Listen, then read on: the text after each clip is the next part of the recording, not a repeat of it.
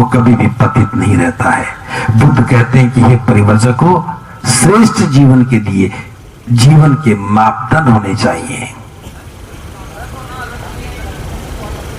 पांचों मित्र पूछते हैं वो मापदंड क्या है? बुद्ध कहते हैं वो 5 मापदंड है। पहला मापदंड है पाणातिपाता वेरमणि सिक्खापदं समादियामि। मैं प्राणी हिंसा से विरत रहने की शिक्षा ग्रहण करता हूं। ध्यान से समझना, प्राणी हिंसा से विरत रहने की, दूर रहने की शिक्षा ग्रहण करता हूं। कुछ लोग अनजाने में इसे प्रतिज्ञा कहते हैं। मैं प्रतिज्ञा ग्रहण करता हूं। प्रतिज्ञा नहीं है, गृहस्थ के लिए प्रतिज्ञा नहीं है। गृहस्थ गलतियां करता रहता है, उसे सीख लेनी है। मैं प्राणी हिंसा से दूर रहने की शिक्षा ग्रहण करता हूं। जब व्यक्ति ये जान जाता है कि हिंसा करने से मेरा जीवन सुखी नहीं होगा, तभी तो बचेगा। तथागत कहते हैं जो व्यक्ति दूसरे जीव को कष्ट देता है उसके जीवन में कष्ट ही लौट करके आते हैं। अगर हम किसी को कष्ट देंगे तो हमारे जीवन में कष्ट ही लौट करके आएंगे। हमने कष्ट दिया है तो कष्ट ही आ रहा है। बस यही समझ में आ जाना चाहिए। अगर सुखी रहना है तो दूसरों को कष्ट मत बांटो, दूसरों को कष्ट मत दो, किसी भी जीव को कष्ट मत दो। आपके जीवन में भी कष्ट नहीं आएगा, और आ भी गया तो ठहरेगा नहीं, क्योंकि ठहरने की तो जगह ही नहीं है। ठहरने का पड़ाव तो जब बनता है जब हम उस पड़ाव पर बार बार रुकते हैं।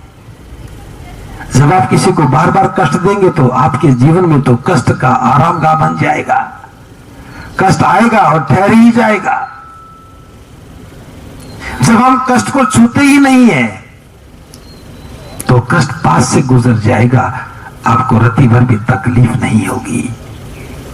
और जो व्यक्ति पाणातिपाता का अभ्यास कर लेता है वही प्रसन्नचित रहता है। हम हिंसा क्यों करते हैं? हम हिंसा अभाव में करते हैं। जब हमारे चित्त में अभाव पैदा होता है, जो भाव पैदा हुआ था उसकी पूर्ति नहीं होती है, जो इच्छा पैदा हुई थी उसकी पूर्ति नहीं होती है, जो हम चाहते हैं वैसा नहीं होता है, जिससे हम उम्मीद करते हैं वो वैसा नहीं कर पाता है, तब हमें क्रोध आता है। तो समझ लेना, क्रोध अभाव के कारण पैदा हुआ है। जो चीज चाह रहे थे वो नहीं मिली तो क्रोध आ गया। आपने किसी को काम दिया, उसने नहीं किया तो क्रोध आ गया। आपने किसी को ठीक काम करने के लिए बोला, उसने गलत काम कर दिया तो क्रोध आ गया। और जो ही क्रोध आता है उसका पहला काम है कि वो उस व्यक्ति की बुद्धि पर नियंत्रण कर लेता है। जब तक क्रोध नहीं आया तब तक आप हैं। जो ही क्रोध आया उसका पहला काम कि आपके मस्तिष्क से नियंत्रण आपका हटा देता है और अपना आधिपत्य जमा देता है। उसके बाद वो जो भी आदेश देता है शरीर वही करता है। और शरीर क्या करेगा? क्रोध का आदेश हिंसा होती है और हिंसा का परिणाम कष्ट होता है। देखा होगा जीवन में कितने ही लोग हैं छोटी सी बात पर क्रोधित हो जाएंगे, छोटी सी बात कहेंगे कि एकदम से उबल पड़ेंगे, चेहरा लाल हो जाएगा, आंखें भी बड़ी बड़ी हो जाएंगी, आपे से बाहर हो जाएगा, कांपने लगेगा। जो ही उसका चेहरा लाल हुआ है इसका मतलब उसके अंदर बहुत बड़ा विस्फोट हो चुका है। उसके मस्तिष्क के नियंत्रण पर दुश्मन की सेना ने कब्जा कर लिया है। अब तो बम ही फटेंगे। जो ही क्रोध ने आपके मस्तिष्क पर नियंत्रण किया, फिर आपका मस्तिष्क आदेश करेगा, वो आपका नहीं होगा, क्रोध का आदेश होगा, और क्रोध का आदेश हिंसा को जन्म देगा। इसलिए समझ जाए इस बात को कि क्रोध नहीं आया तब तक आप हैं। जो ही क्रोध आ गया उसके बाद आप नहीं है, फिर तो क्रोध ही आप बन गए। बुद्ध कहते हैं कि क्रोध आना स्वाभाविक प्रक्रिया है। क्रोध तो आएगा, इसे बचा कैसे जाए? इससे बचने का बस एक ही मात्र रास्ता है कि जाग जाए, सजगता। जो ही हम जाग जाएंगे फिर क्रोध नहीं होगा। करके देखना, जो ही क्रोध आने को होगा आपके शरीर में एक अलग तरह की हलचल होगी। जो ही क्रोध आने को होता है शरीर में एक अलग तरह की हलचल होगी, और वो हलचल जो ही बढ़ने लगती है आपका नियंत्रण खत्म होने लगता है।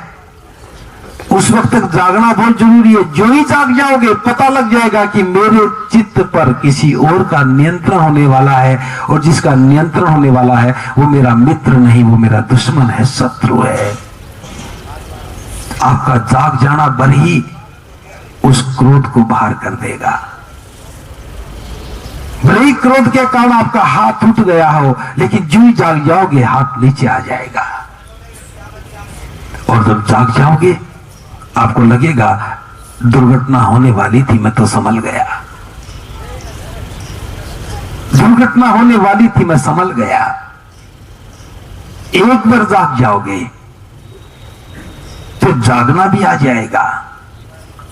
क्रोध फिर भी आएगा, फिर भी जाग जाओगे। क्रोध फिर आएगा, फिर जाग जाओगे। अब क्रोध आ रहा था और हम देख रहे थे, फिर हम जाग रहे थे, क्रोध वापस आ रहा था। लगातार ऐसा करते रहने से एक वो भी अवस्था आएगी, क्रोध आएगा आपको पता ही नहीं लगेगा, और क्रोध चला भी जाएगा। क्रोध आएगा आपको पता भी नहीं लगेगा, क्रोध चला भी जाएगा, क्योंकि क्रोध आया तो था लेकिन आपकी सजगता को देख करके दूर से ही चला गया। जब पहले आता था तो वो आपके दरवाजे पर दस्तक देता था, इस बार आया तो दरवाजे को छू भी नहीं पाया। आप जागे हुए मिले, और जागे हुए मिले तो क्रोध कुछ नहीं करेगा। अभ्यास करके देखना जीवन में। बहुत से लोग बहुत क्रोधी स्वभाव के होंगे। महिलाओं को लगता है कि वो क्रोध नहीं करती हैं। एक बार घर में सीसीटीवी कैमरे लगाकर देख लो, जिनमें कितनी बार क्रोध करती हैं। जितनी बार बच्चों के तमाचे लगे हैं वो क्रोध करना ही तो है। जितनी बार बच्चों को डांट पड़ी है वो क्रोध करना ही तो है। कितनी बार आप किसी को डांटती भी नहीं है, अंदर ही अंदर अपने आप को कोसती है, वो क्रोध ही तो है। जहां भी आप असंतुष्ट होती है वहां क्रोध ही पैदा होता है, और वो क्रोध दुख पैदा करता है। जाग जाना क्रोध को खत्म कर देता है। जो व्यक्ति बार बार अभ्यास कर लेता है, जागने का अभ्यास कर लेता है, उसके पास क्रोध नहीं आएगा। क्योंकि जब क्रोध आएगा तो घर में तो कोई सम्मान है नहीं। क्रोध भी सोचेगा मैं इस घर में क्या करूं आकर के, मेरे को पूछता तो है ही नहीं, फिर आए भी नहींगा। और जिस दिन क्रोध का आना बंद हो गया, बात तो बुरी थी लेकिन आपको क्रोध नहीं आया। बच्चे ने कहा नहीं माना, बात तो बुरी थी, आपको क्रोध नहीं आया। बच्चा गलती पर किए जा रहा, मानता नहीं है, आपको क्रोध नहीं आया। उस समय एक और अनुभूति होती है, उस अनुभूति को करके देखना। जो ही क्रोध आना बंद होगा,